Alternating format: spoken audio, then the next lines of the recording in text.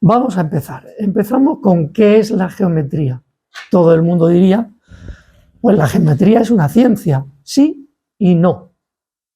Voy a recurrir por primera vez a un sabio que hace 2500 años nos da una pista alucinante.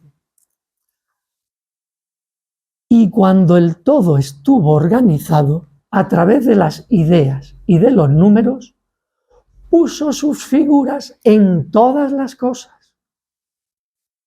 ¿Qué demonios es eso? Lo voy a explicar, es muy sencillo. Para explicar el universo, lo que nos quiere decir es que nada se da al azar, que lo que rige el mundo son unas ideas globales a las que nosotros llamamos leyes, leyes que afectan no solo las más conocidas, como son las que afectan al mundo físico, la ley de la gravedad, la del electromagnetismo, no, que afectan también a lo psicológico, a lo mental y a lo espiritual. El mundo está plagado, el universo, de ideas que no pueden funcionar sin los números. ¿Qué son los números? Las matemáticas. Todo es matemático. Una ley no funciona si no es matemáticamente. Y para llegar al mundo de la materia, lo que puso en marcha todo esto no tuvo más remedio que crear unas estructuras a las que nosotros llamamos geometría. Todo está geometrizado. Tú puedes decir, no, porque el humo, el vapor del humo de un cigarro, eso no tiene ninguna geometría. En los años 60 llegó un señor que estableció unas ecuaciones y que decía que eso también se rige por una ley. Con lo cual es sorprendente que nada escapa a la geometría. Luego, no es una ciencia. Lo es, pero no lo es. Es en realidad el origen de todas las ciencias. Quedaros con esta idea. Ideas, leyes, números, matemáticas, figuras, geometría. Vamos a verlo. Una pregunta. Entonces, en una ciencia, ¿dónde están estas tres? Lo vamos a ver en otro esquema también de Platón. No olvidéis esta frase del Timeo de Platón.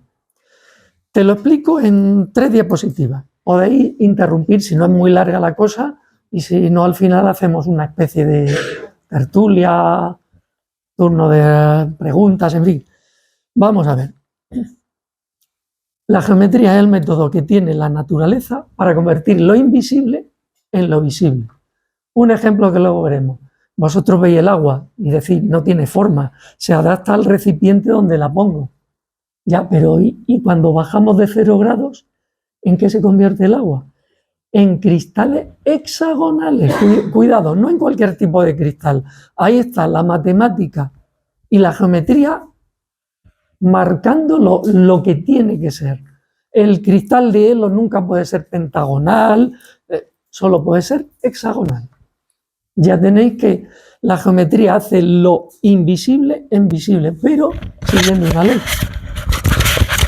¿Qué sabemos nosotros de la naturaleza a través de la geometría? Que no seamos geómetras ni hayamos estudiado matemáticas en la Facultad de Ciencias Exactas. Lo que escribo ahí en azul. La geometría desarrolla, ¿qué? Formas eficaces. Optimiza, lo hace todo lo mejor posible. Nosotros llegamos a hacer algo en la vida, jolín, qué mal me ha salido, esto no va, no, voy a ensayarlo otra vez, sí, ya me sale un poco mejor. Nosotros tardamos en tiempo en mejorar algo. La naturaleza optimiza todo lo que vemos, todo lo que está materializado y es captable por los sentidos o la mente, ya sabemos que es casi perfecto. Economiza, siempre busca la forma de gastar lo menos posible y ahorra espacio y energía. Con lo cual, fijaos lo que es capaz de hacer la geometría. Nuestro profesor Jorge Ángel Libraga, el fundador, nos dijo en un pensamiento, la forma es la huella del espíritu sobre la materia. Tomad una imagen, vais por la playa y veis la pisada desnuda de alguien en la arena y no veis a la persona, ya se ha ido, pero ha dejado una huella. Vosotros podéis estudiar la huella. Era de un niño, era una persona grande, pequeña, iba corriendo. Es decir, la forma es como la cristalización de toda la geometría. Nosotros, si vemos una forma, la que sea, ya sabemos que es inteligente, no por ella misma, sino por la inteligencia de la naturaleza.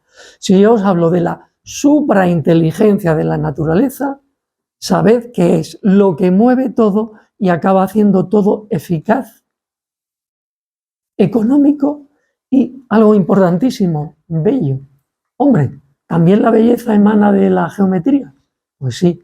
¿Quién no se ha quedado ante un cristal de cuarzo así medio atontado diciendo, pero ¿cómo es posible que esto sea tan hermoso con lo sencillo que es? Es una simple piedra, pero es 1000 veces más bella que este pedrusco que hay ahí tirado en el suelo.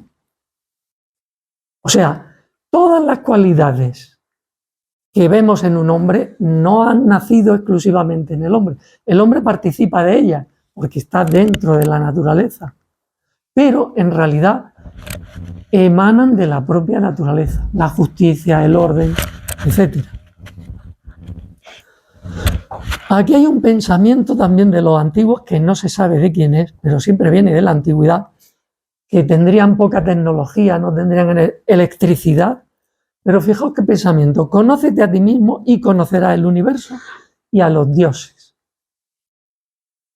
O sea que todo está en todo. Si yo profundizo en el ser humano, estoy conociendo el universo. Si investigo en el universo a través de la ciencia, estoy conociendo al ser humano. Es decir, todo está relacionado y en el día a día nos cuesta ver eso. Somos un todo del que formamos una parte unida a todo, pero no nos damos cuenta en ese bullicio de la vida. Aquí te respondo, ¿tu nombre es?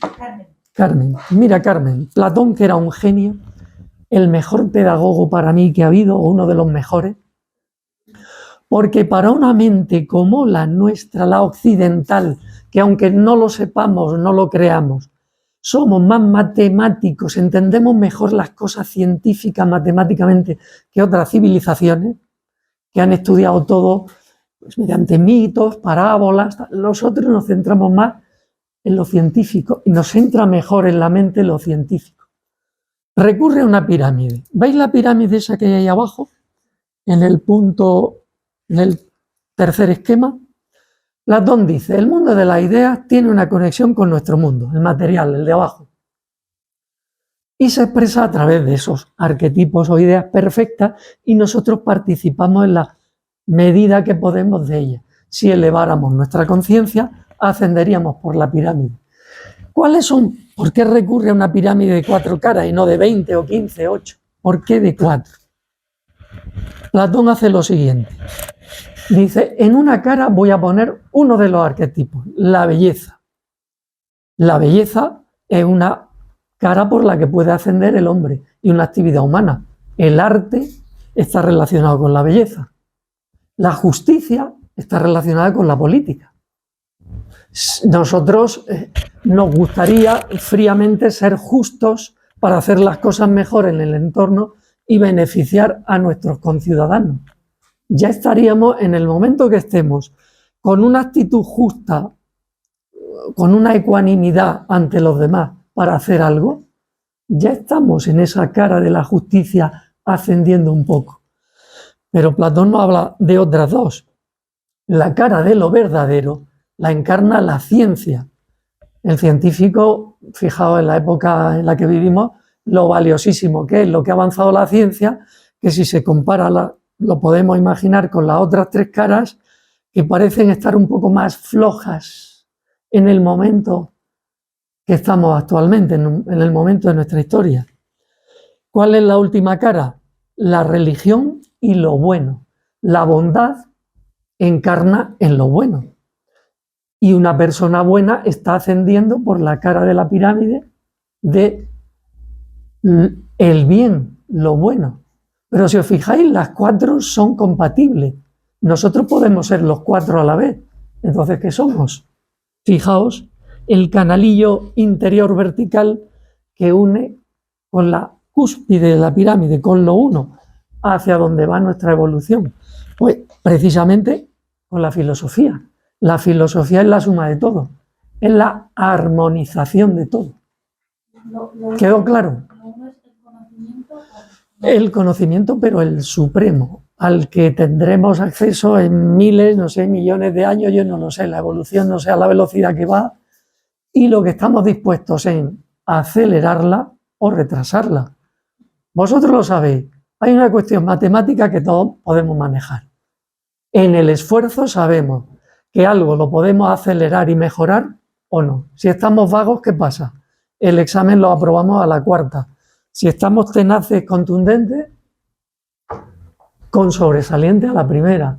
¿De quién depende? ¿Y de quién más? Corazón para sentir, mente para pensar. Depende de nosotros. Entonces, esa evolución, en la medida que podamos, depende de cada uno de nosotros. También decía Platón, no trates de cambiar el mundo, barre un poco tu puerta, mantén lo tuyo limpio y darás un ejemplo a los demás y así poco a poco lo podremos hacer entre todos. Quería poneros el ejemplo del Panteón de Roma. ¿Por qué? Porque encarna perfectamente esa pirámide de Platón. Es un monumento político. El Imperio Romano tenía poder para levantar la cúpula más grande que se ha hecho en la historia de la arquitectura sin medios sofisticados como ahora, sin informática, sin electricidad, sin supergrúas. Ahí está, 2000 años, casi tiene el Panteón de Roma. ¿Por qué político? Porque era una obra para los ciudadanos. ¿Por qué bondadoso, religioso, místico? Porque era para que cada grupo religioso realizara ahí sus actividades, sus ceremonias. Era para todas las creencias religiosas. Luego es una obra religiosa. Científica. ¿Sabéis que la cúpula está hecha con materiales cada vez menos pesados y la parte superior, el cemento que inventaron y perfeccionaron los romanos, está mezclado con piedra pómez que flota en el agua? Es la piedra más ligera que existe. Fijaos qué inteligencia científica, y ahí está la prueba, no se ha caído. Ni terremotos ni nada la han tirado. Y de la belleza no voy a decir nada. Mirad, utilizar los ojos para ver. ¿Es bello o es una porquería que da asco mirar? ¿Hay belleza? ¿Se cubrió de gloria el Imperio Romano consiguiendo este monumento que encarna las 4 caras de la pirámide? ¿Sí o no? Bueno, algunas formas geométricas se producen, veis, no voy a explicarlas mucho, pero ¿veis este entramado que hay ahí de espirales? Quizá no tengamos tiempo, en otra charla lo podríamos ampliar si dedicamos tiempo solo a cada una de ellas, cada uno de los apartados. ¿Sabéis cómo se hace esa maraña de líneas perfectas que nadie, si no tiene un aparato, puede trazar en un plano? Un dibujante, un geómetra, un delineante. Cogéis una regla o una barra que sujete con fuerza, le colgáis una cuerda, atáis un bote de pintura y le hacéis un agujero y le dais un empujón y el bote empieza a balancearse. Después de unos minutos se ha dibujado eso. ¿Comprendéis cómo nada puede escapar al orden, la belleza y a la geometría? Nada puede escapar, pero no es que seamos esclavos de alguien muy malo que nos tiene retenidos. No, es que esto es maravilloso y nuestra misión como filósofo es seguir descubriéndolo poco a poco. El arte imita a la naturaleza y a veces la naturaleza imita al arte. Fijaos, esos cristales hexagonales de hielo se parecen al sistema hexagonal que utilizaron los árabes en los azulejos de la Alhambra. Y ahora vamos con números rápidos. ¿Por qué existirán solo 7 sistemas cristalinos en los que la piedra, la materia, cuando enfría de un calor intenso con condiciones específicas, se convierten en cristal? ¿Por qué no hay 15? ¿Por qué no hay 8? ¿Por qué no hay 3? ¿Por qué 7? No nos alcanza para saberlo. pero la naturaleza sí sabe lo que hace. ¿Por qué el hielo cristaliza en el sistema hexagonal?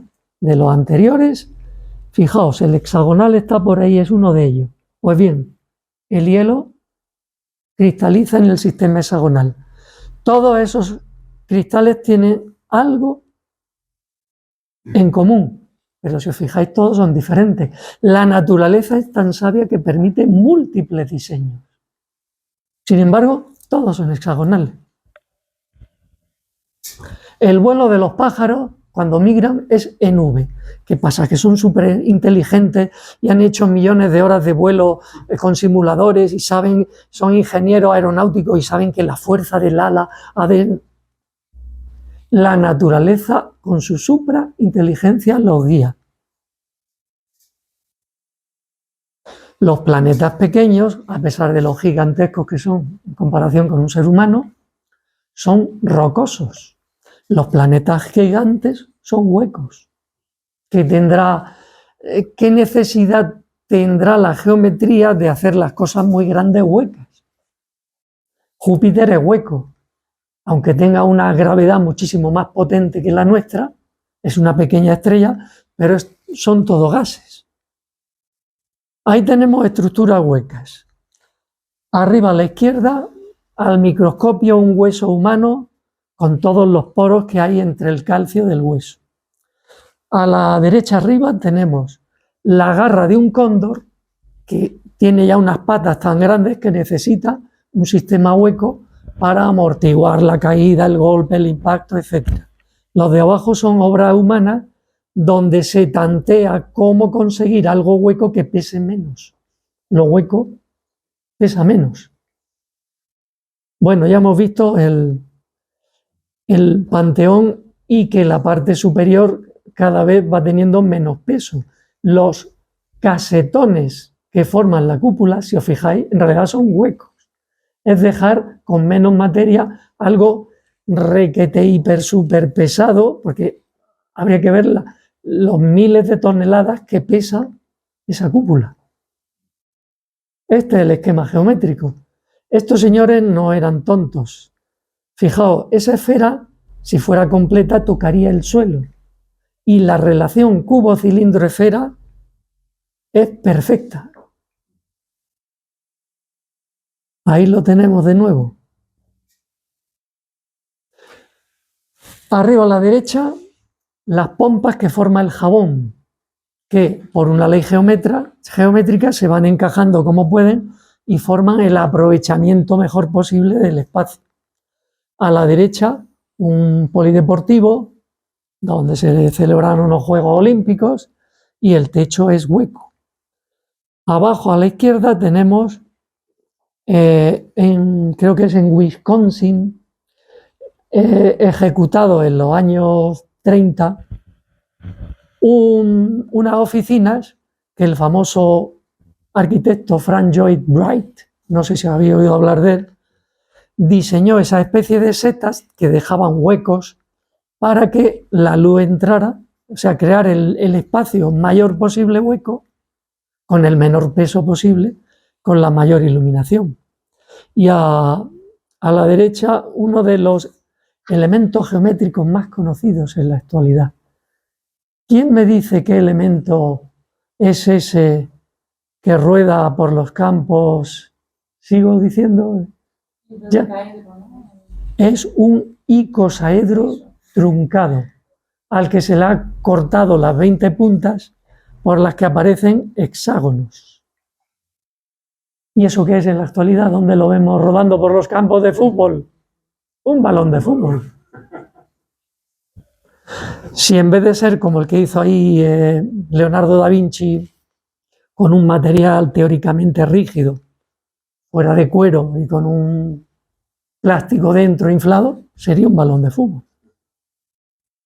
Fijaos, a veces por caminos diferentes se consiguen soluciones diferentes. Eso es un cristal roto, una tela de araña y una cúpula de cristal de un museo. Con los arcos también parece otra cosa. Los dos de la izquierda, las dos imágenes de la izquierda son dinteles, lo más primitivo que hay en arquitectura.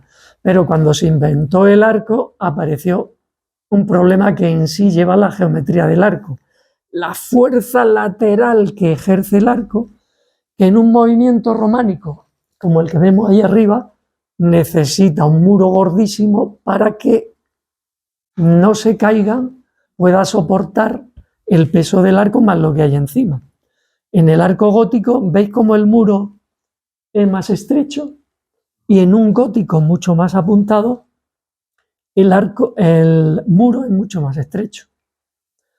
Pero ¿qué le pasa a la catenaria? ¿Qué es la catenaria? Una simple, llana y triste cadena que cojamos nosotros de eslabones de un material que sea flexible, una cuerda o una cadena. La cogemos así. Si fuéramos capaces de darle la vuelta y dejarla hacia arriba, una catenaria es lo que utilizó Gaudí en la Sagrada Familia. El peso de cada punto en la catenaria no tiende a irse hacia los laterales y necesitar unos muros gordísimos. No necesita muros, porque cae sobre sí mismo el peso de lo que hay arriba, de la parte superior. Por eso Gaudí pudo hacer esas formas tan vacías, tan altas, tan estilizadas y sin muros en algunos sitios. Bueno, entramos en una segunda parte. Las superficies.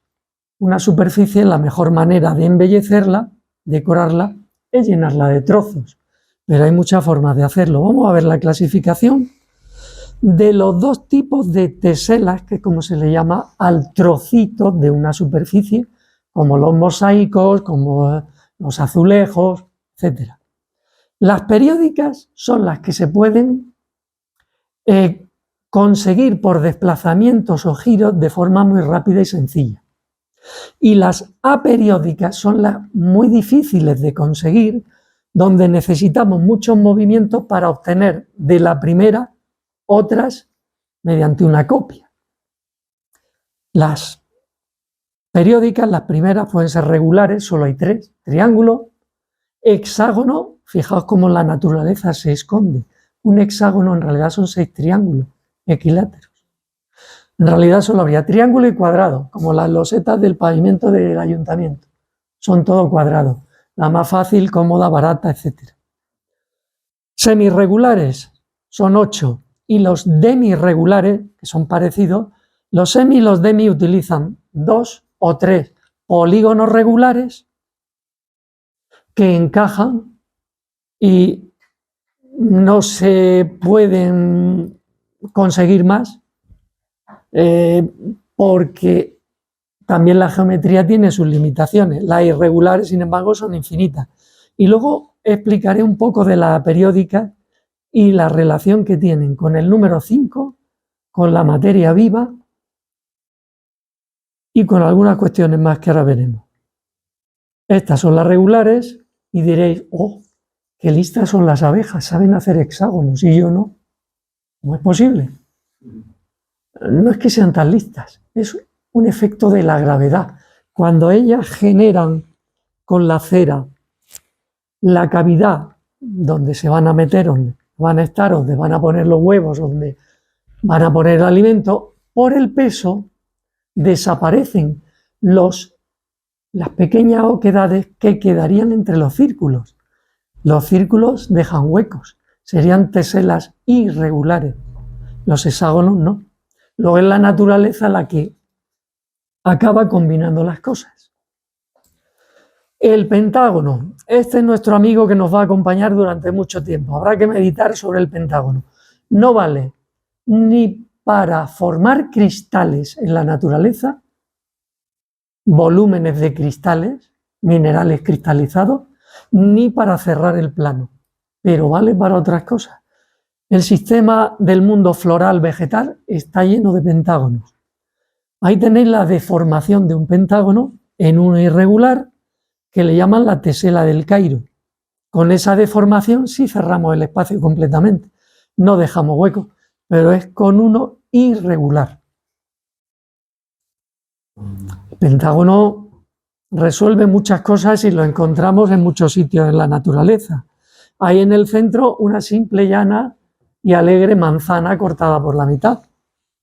Mira por dónde. Las 5 semillas se esconden en una flor preciosa, perfecta, que es un pentágono.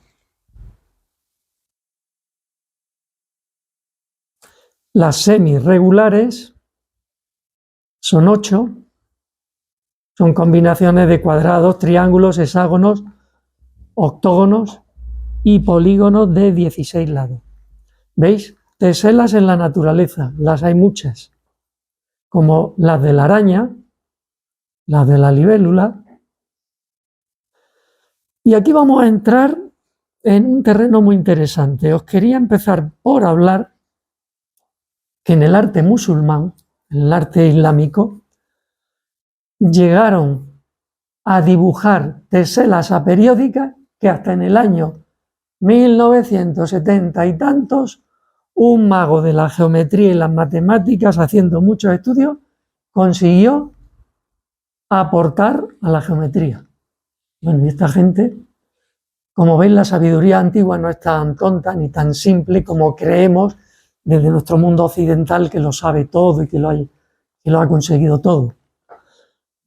Los árabes sabían y conocían esas teselas, pero también os voy a hablar de un señor que se llama Maurice Cornelis Escher, del que igual no he oído hablar nunca, que se adentró en el mundo de la geometría y de la ciencia y el arte.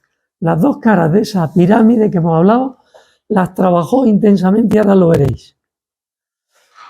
Solo existen 17 formas de teselar, de crear grupos de teselas cerradas sin dejar espacios huecos, aunque sean regulares, irregulares. Se consiguen de la siguiente forma: o por traslación, fijaos en mi mano, traslación, como las losetas del pavimento. Por giros, yo también por giro, puedo pasar de la loseta 1, desde la 1 a la 2, de la 1 a la 3, haciendo un giro de 90 grados. O sea, por traslaciones, por giros, por simetría, como cuando muevo las hojas de un libro. Es una simetría con un eje axial, o simetría especular, cuando me miro en un espejo. La combinación de traslación, giro y simetría combinadas dan solo 17 formas. Todas están en la Alhambra. ¿Cómo esta gente en 1200 podía saber eso?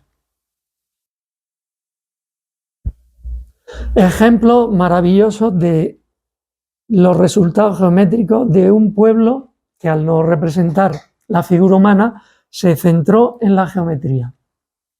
Fijaos qué maravilla de cúpulas.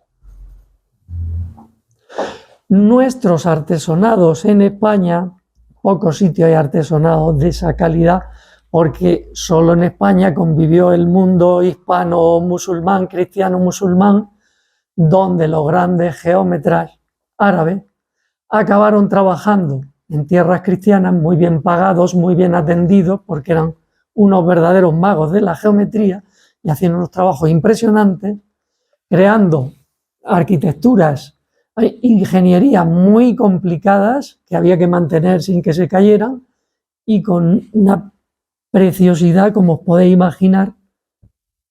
Yo no sé, para mí es alucinante. Por ejemplo, este está en el Paraninfo de la Universidad de Alcalá. Hay unos 150, 180 cúpulas y artesonados mudéjares repartidos por toda España, que también han llegado a América, porque los expertos mudéjares viajaron allí. Y también construyeron en Perú, en México, obras.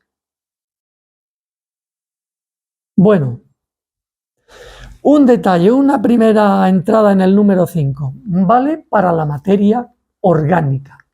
Las cadenas de moléculas que generan la materia viva y que acaba generando tejidos, órganos, sistemas, se basan a menudo en el zinc, aunque ya hemos dicho que el zinc ni forma cristales ni encaja en el plano. Es muy curioso. Solo existen 7 sistemas cristalinos, 17 formas de completar una superficie y en volúmenes otro numerito especial, solo hay 230 formas de empaquetar volúmenes y no hay más. Si nuestros sabios nos dicen que es eso, no les vamos a discutir, debe de ser eso. Vamos con el pentágono un momento. ¿Veis los pentágonos de vuestra izquierda que tienen dibujadas todas las diagonales? Un pentágono tiene dibujadas 5 diagonales. Bien, hubo un señor, Penrose, en el año 74, que eligió unos cuantos trozos del pentágono estrellado, empezó a hacer juegos con esos 2 trozos a los que llamó cometa y dardo o flecha, y empezó a descubrir que en una complicación cada vez mayor conseguía teselas aperiódicas. Fue el primero que dio el paso de descubrir la tesela aperiódica. Curiosamente, la tesela aperiódica, que se basa en el 5, también se basa en el número de oro, del que luego hablaremos. Iros quedando con la cosa, porque el número de oro es interesantísimo. Como depende del 5, también es un patrón de crecimiento en la naturaleza. Ahí tenéis teselas aperiódicas fabricadas por el ingenio del arte islámico. Esas están en Irán, hay muchas más por ahí. Pero la pregunta que como filósofos nos debe hacer indagar: ¿cómo es posible que esa gente en 1200 tuviera un conocimiento de este tipo de tesela, que para conseguir que uno de esos trocitos nos lleve a otro, no se puede pasar directamente como en las losetas del suelo? Hay que hacer una serie de giros y de movimientos complicados. Pues ellos sabían hacerlo.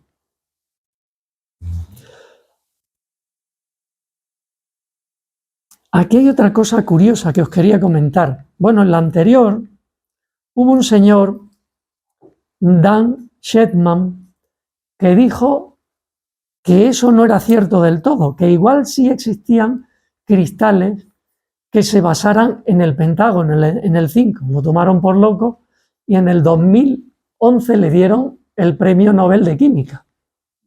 Ese señor les llamó cuasi cristales a esos que sí dependen del 5. Pero ahora vería otra cosa también que parece alucinante. Otro señor de la Universidad de Princeton hizo un experimento. Sabía que los meteoritos que atravesaban la atmósfera y llegaban aquí en las condiciones tan extremas que llegan, conseguían cristalizar como cuasi cristales, basándose en el pentágono, con lo cual, como violando las leyes de lo que conocíamos aquí en la Tierra.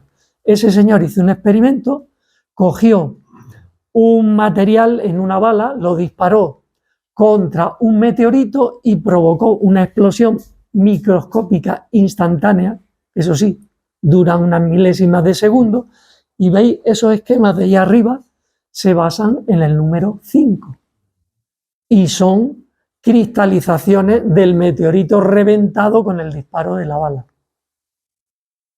Aquí tenéis otra tesela encontrada en Marruecos, y la tienen allí en la Sociedad de Cristalografía de Marruecos como una joya, porque claro, es una tesela aperiódica. Las teselas de Penrose, esta es una de ellas. Si os fijáis, es complejilla. No es tan fácil como 2 losetas cuadradas o triangulares. Y ahora entramos en la obra de Maurice Cornelius Escher. Él consiguió, con dibujos tan complejos como esto, como un caballero ahí con su caballo, su gorrito, sus piernas, su armadura, encajarla con otros iguales de tal manera que no deja hueco. Este hombre quizá haya sido uno de los mayores geómetras de la historia. ¿Es el que hace las figuras tridimensionales imposibles? Sí, señor. ¿Tu nombre? Rubén. Rubén. Efectivamente, Rubén. Ahora os enseñaré algunas, y es que son para decir, bueno, yo no he consumido ningún estupefaciente, ¿cómo es que estoy empezando a ver cosas raras aquí? Y es que, claro, el cerebro te dice, no es posible, pero el ojo te dice, Parece que es posible, pero no. Ahora lo veremos.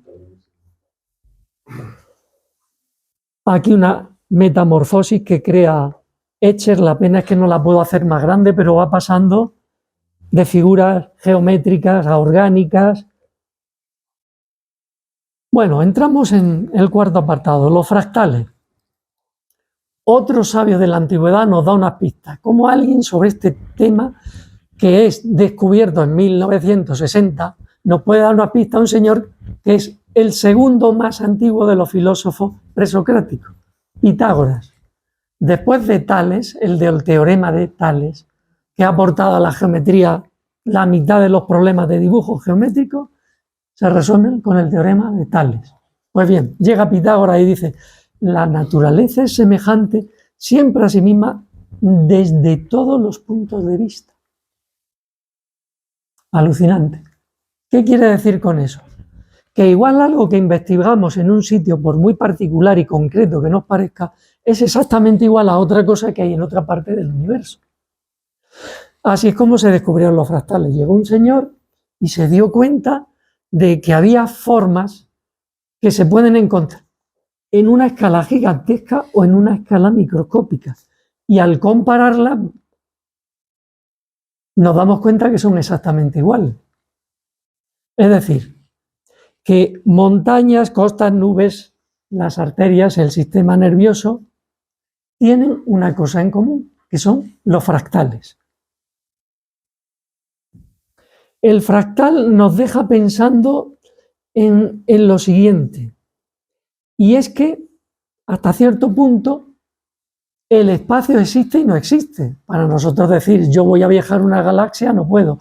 Voy a viajar a las Azores ahora mismo, no tengo medios. Claro que existe y es contundente, no podemos, pero desde un determinado nivel de conciencia, el espacio y el tiempo empiezan a dejar de existir.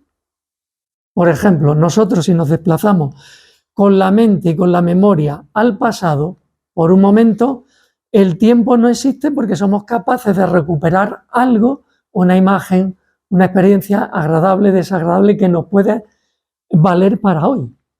Y decimos, bueno, lo he extraído del pasado, no estaba aquí, estaba en mi memoria. Con los fractales pasa eso, es como un invento de la naturaleza donde se da cuenta que lo puede aplicar en multitud de escalas. Por ejemplo, un famoso vegetal, creo que le llaman romanesco. En pequeño, visto al microscopio, es exactamente igual que en una parte más grande que en el total. Luego, la naturaleza sabe que si algo es exitoso, económico, etcétera, etcétera, eficiente, pues lo voy a reproducir igual. El hombre se dio cuenta de esto no hace mucho y entonces empezó a generar, como pasa aquí, figuras de fractales que son pequeñas obras de arte. Pueden ser naturales, matemáticos, informáticos, los hay de varios tipos. Ese paisaje que veis ahí está generado con fractales. El señor que lo descubrió le llamó fractal y se basó en una ley que él mismo la denominó principio de autosemejanza. ¿Cómo Pitágoras sabía 2500 años antes esto?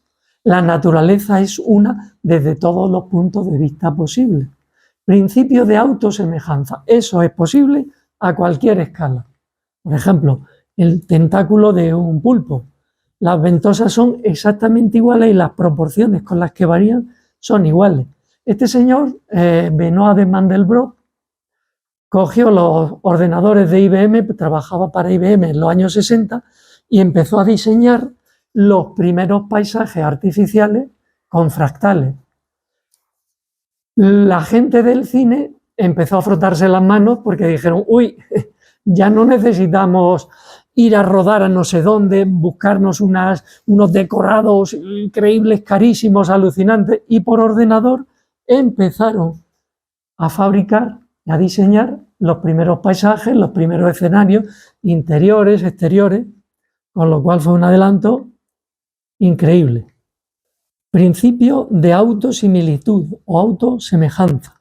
Si tuviéramos una forma de hundirnos en ese dibujo, veríamos que lo que hay en grande en una de esas especies de caracolillos se sigue reproduciendo y reproduciendo y reproduciendo hasta el infinito. Luego nos transmiten también la idea de infinito. Volvemos a la idea de antes. Conócete a ti mismo y conocerás al universo y a los dioses. Todo es un fractal. Nosotros podemos ser un fractal del universo, porque reproducimos en pequeño lo que hay en grande en todo el universo.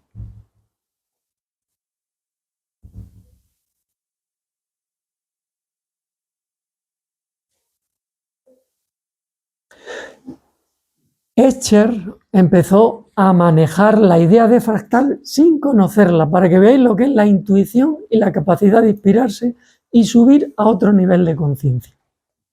Él empezó a estudiar las hipérbolas más que los fractales y se dio cuenta que troceando una circunferencia, un círculo, con figuras de tal y cual forma, veía que las podía seguir repitiendo cada vez más pequeñas, cada vez más pequeñas.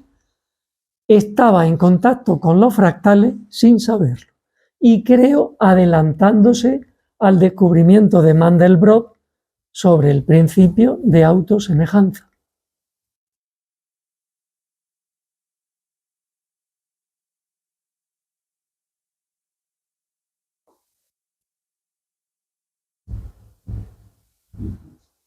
Son increíbles. La verdad es que este hombre tenía no solo una mente prodigiosa y una capacidad de investigar, era un grandísimo dibujante y artista, porque los trabajos son técnicamente de una gran calidad.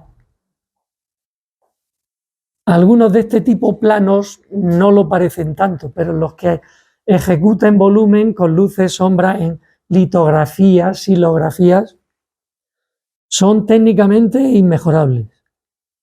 Bueno, de aquí solo voy a explicar en este apartado, curiosamente, otro ser del pasado se nos presenta y nos dice: la naturaleza ama ocultarse. Efectivamente, como todo es geometría y todo es matemáticas, no la estamos viendo aquí mismo, pero aquí hay algo que se rige por la matemática. Por eso la naturaleza gusta ocultarse. Todo es matemático.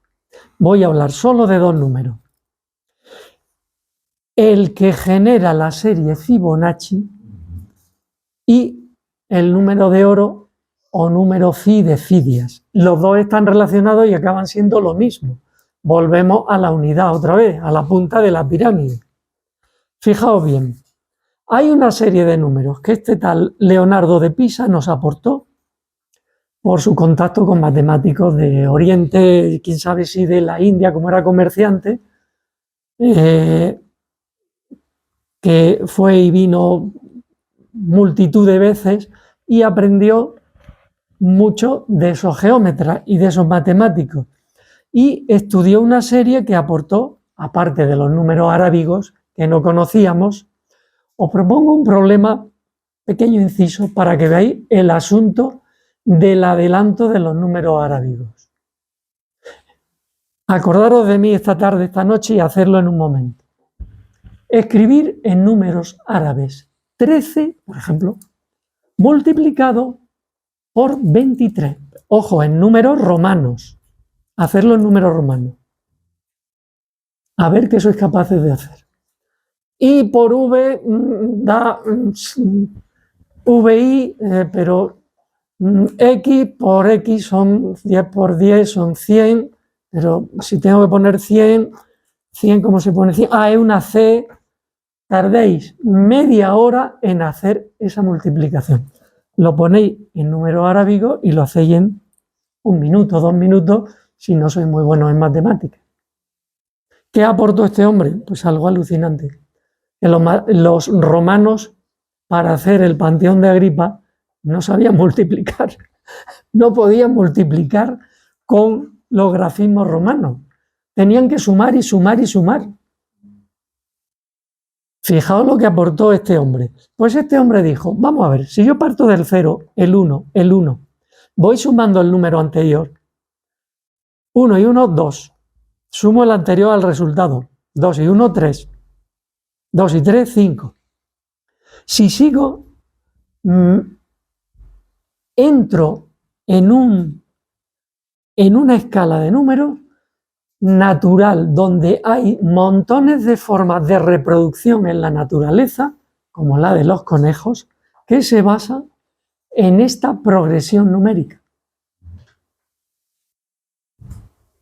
Esa espiral que se genera, si lo hacemos con cuadrados en vez de con números, 1, 1, los dos chiquititos del centro, el 2, el 3, el 5, el 8, el 13, lo que acabo obteniendo es el número de oro. Y ahora vamos a explicar qué es el número de oro. El patrón de ese crecimiento de la serie Fibonacci está en la naturaleza. Las espirales que forman una piña en un sentido son 8 y en otro sentido son 13. Son dos números de la serie Fibonacci.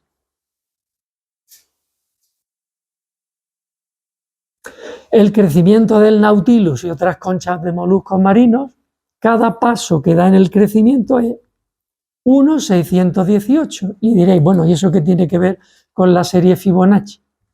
Porque el crecimiento de los números que estábamos viendo en la serie, cada vez la relación de unos con otros se va acercando más al número de oro, que es 1/618. Se explica muy fácil.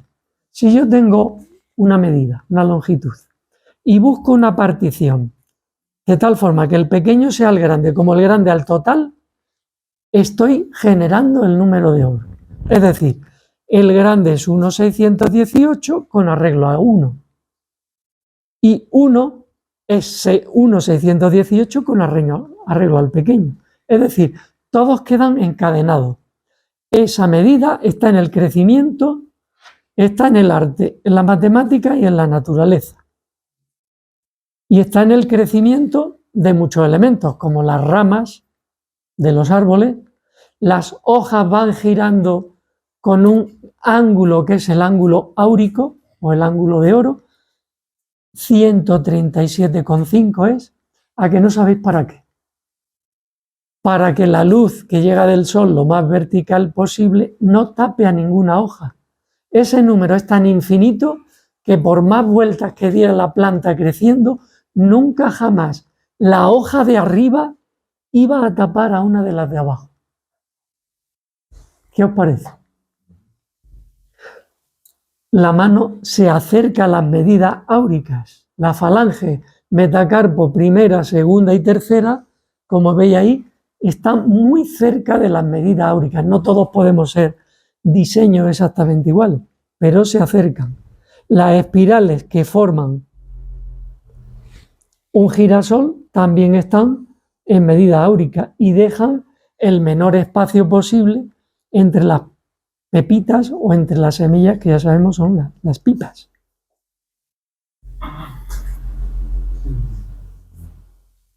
Leonardo lo sabía. Sabía que la estatura humana hasta el pubis es la mitad, 0,5. Y del pubis a la cabeza, 0,5.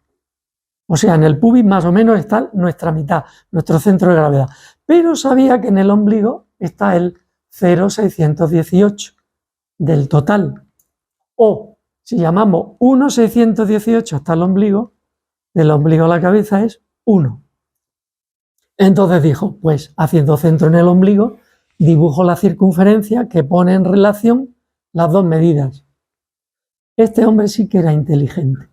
Aparte de hacer un dibujo precioso, de los más precisos y artísticos, dio con una tecla, si hubiera que hablar de la cuadratura del círculo, lo más aproximado lo tenemos en Leonardo da Vinci, en el hombre de Vitruvio, como él lo llamó.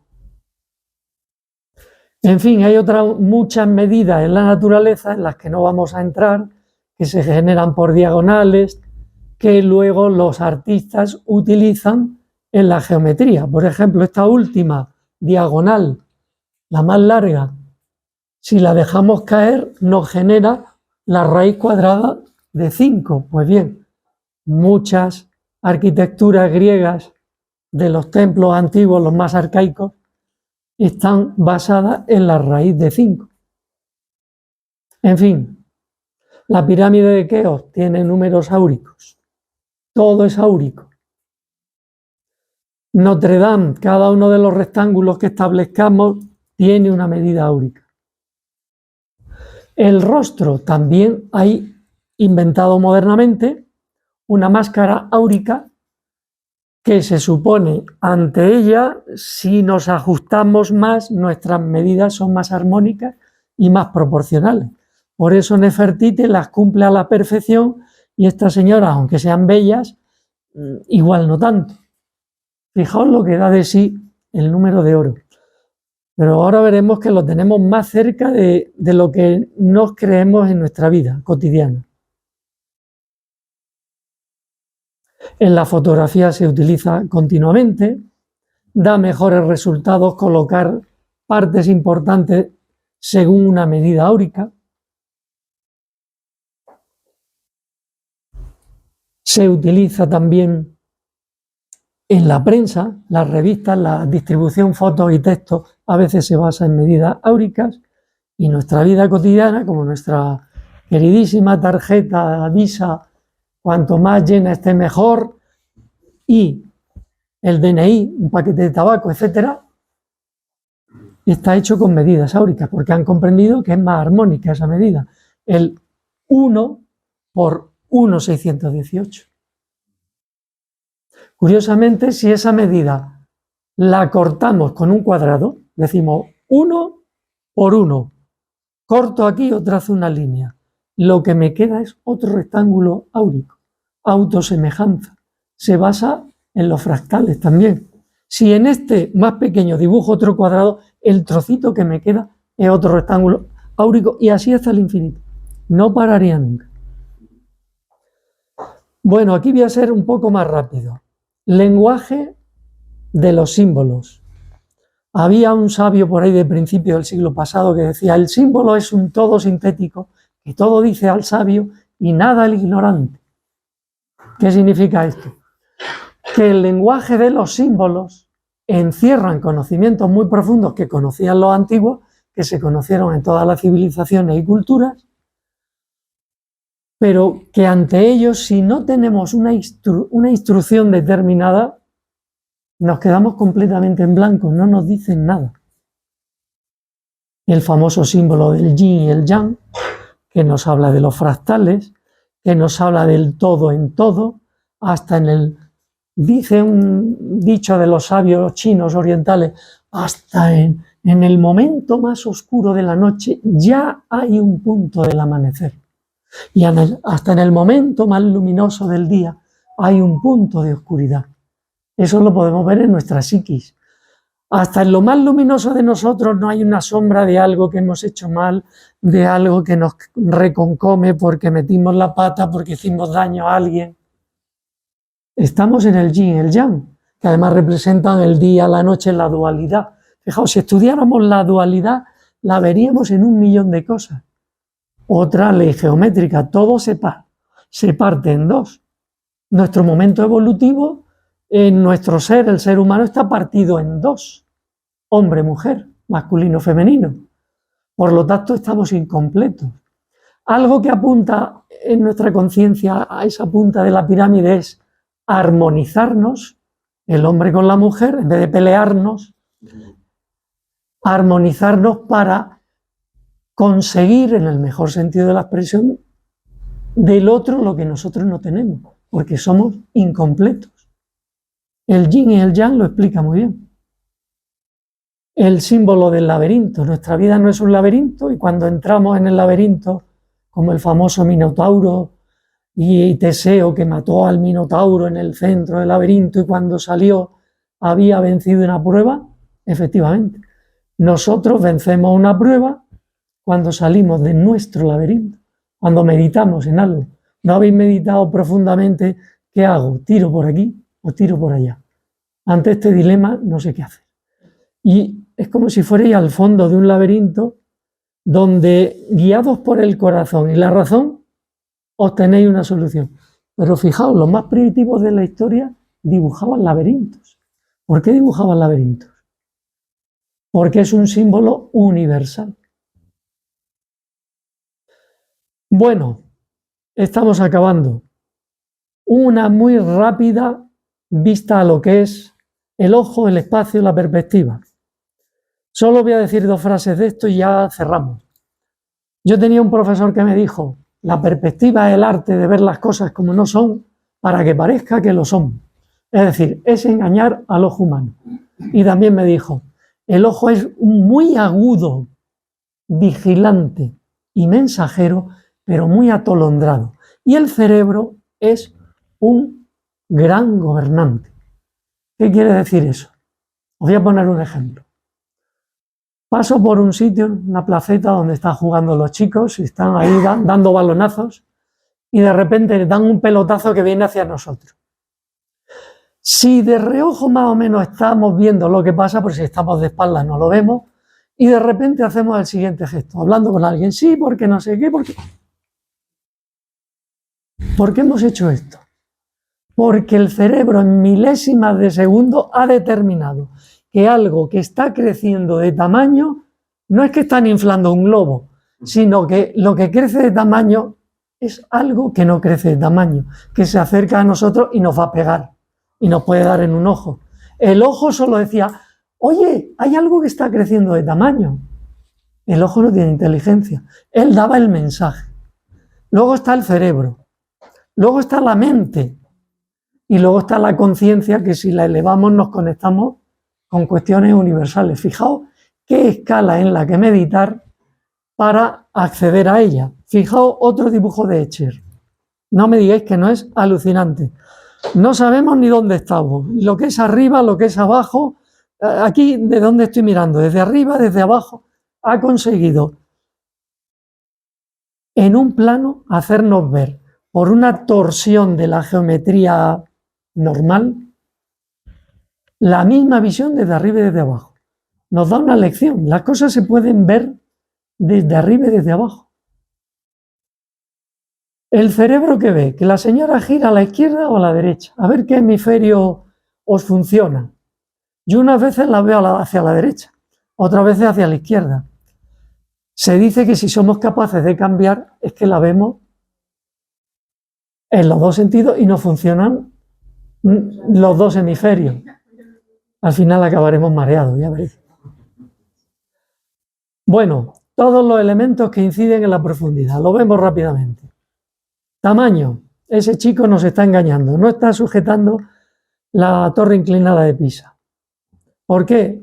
Porque está muy cerca, y al ojo lo engaña, al cerebro no. Superposición es el factor más determinante en la profundidad. Si yo hago así ante el ordenador, ya sabéis que mi brazo está antes que el ordenador, porque lo estoy tapando. Todo lo que tapa otra cosa hace que lo tapado esté detrás. Ya sentimos con intensidad la profundidad. La borrosidad y la textura también.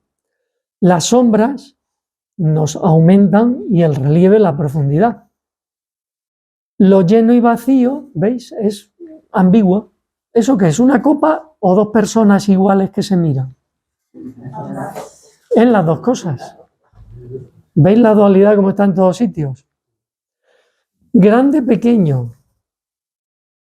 Esos 3 personajes de vuestra derecha parece gigante el del fondo, pero no, tienen el mismo tamaño. En cambio, en el de la izquierda, el dibujante lo ha reducido para que el ojo se crea que efectivamente está más lejos. ¿Veis? Algo gigante de repente rompe las proporciones y la escala y nos deja desconcentrados. ¿Recordáis ese cuadro de Goya de las pinturas negras donde se ve un gigante por detrás de unas montañas? Y no haberlo traído, claro. Ves a alguien que más lejano del horizonte es más grande que las montañas y sobresale, una especie de monstruo. Buscarlo y veréis que desconcertante. Altura relativa. ¿Por qué yo tengo que subir la vista de los pies de nuestros primeros amigos hasta los pies de los últimos? Si todos estáis con los pies en el suelo, ¿por qué yo he tenido que subir la vista? ¿Por qué bajo la vista desde la parte más alta de los focos a los que están más lejos si todos están en un plano horizontal? Porque todo depende de los ángulos. Los ángulos nos engañan. ¿Por qué puedo tapar el sol o la cabeza de una persona con un dedo? Si la persona tiene una cabeza de 15 de ancho y el dedo solo tiene 2. Porque se observan bajo el mismo ángulo. ¿Veis? El ángulo es crucial, más que las medidas muchas veces. A la altura relativa, las bailarinas del fondo parece que flotan, pero el cerebro dice, no, no, es que están más lejos, porque tú estás más alto, le ves los pies más arriba. Perspectiva aérea.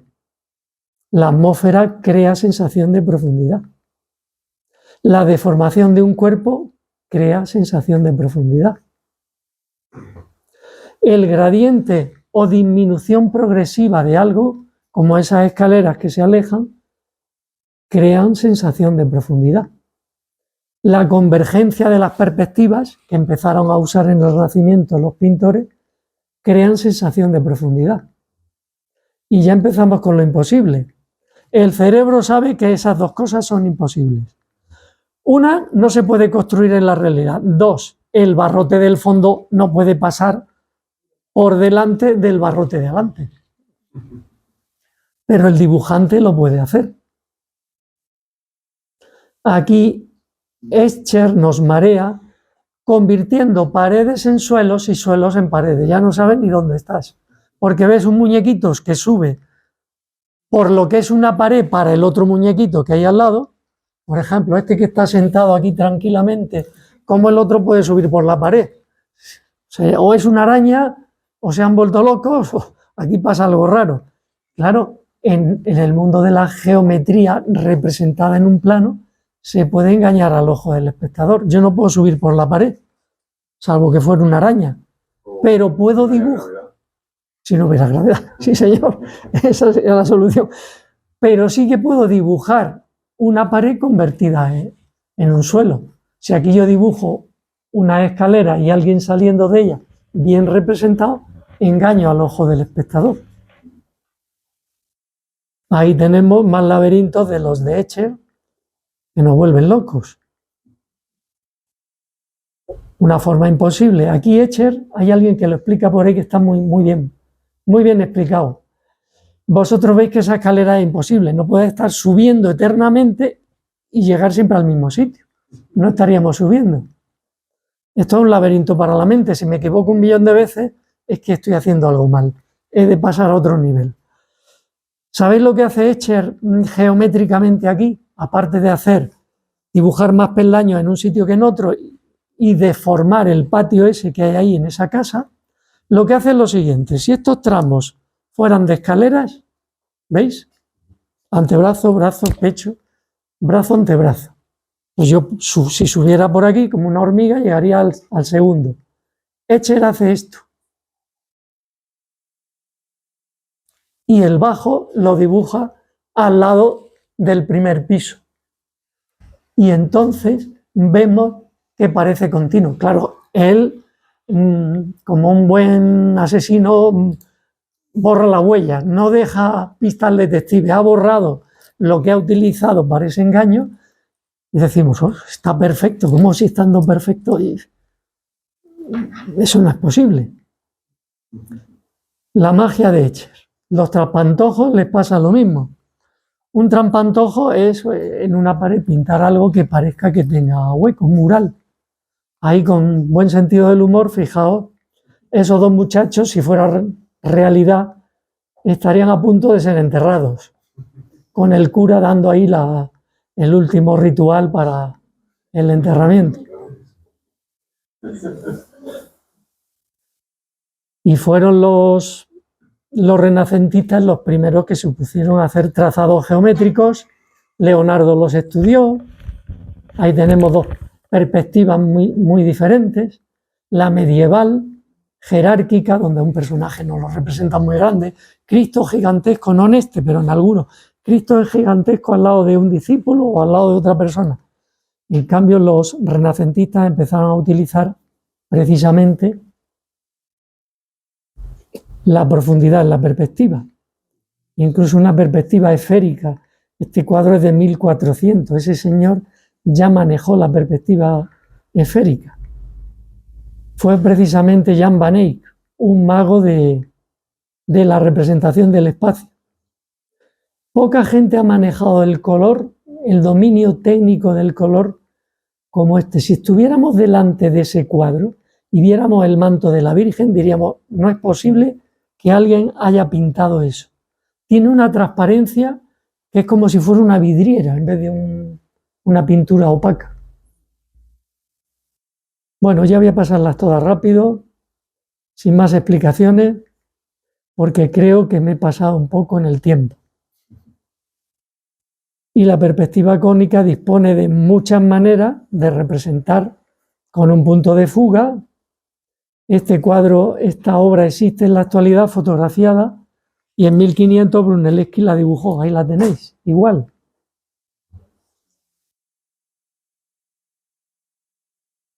Perspectiva con 2 puntos de fuga, con 3 puntos de fuga. Un día haremos un taller, si al director de la Escuela de Filosofía aquí en Ciudad Lineal le parece bien, en donde podíamos hacer dibujos de este tipo, conociendo las leyes de cómo dibujar una perspectiva como esta. Bueno, y esto lo vamos a pasar rápido, que son los efectos que dan las lentes actuales de la fotografía con arreglo a las perspectivas. Y bien, aquí me despido. Espero haberos dado un buen repaso sobre la importancia que tiene la geometría y cómo, desde un punto de vista filosófico, se puede mejorar la profundidad de las cosas que nos rodean. Nada más. Muchas gracias.